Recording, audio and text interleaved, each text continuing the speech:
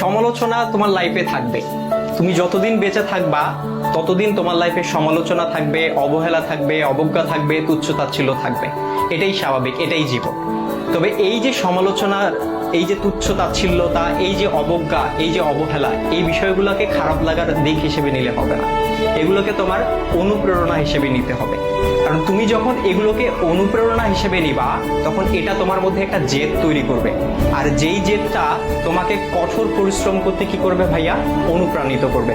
তোমার কঠোর পরিশ্রম করতে গিয়ে তোমার সব ধরনের ক্লান্তিগুলোকে দূর করে দিবে। আর যখন তুমি একবার কঠোর পরিশ্রম করতে শিখে যাবা, তখন স্যাক্রিফাইসের যে বিষয়টা, এই বিষয়টা তোমার মধ্যে অটো চলে আসবে।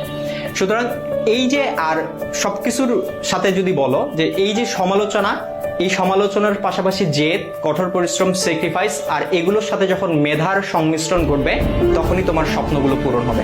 সুতরাং সমালোচনাকারীর এই যে সমালোচনা, এই যে অবজ্ঞা, এই যে অবহেলা, এই যে তুচ্ছ-তাচ্ছিল্যতা, এই বিষয়গুলোকে তোমরা কখনো খারাপ বিষয় হিসেবে নিও না, বা খারাপ লাগার বিষয়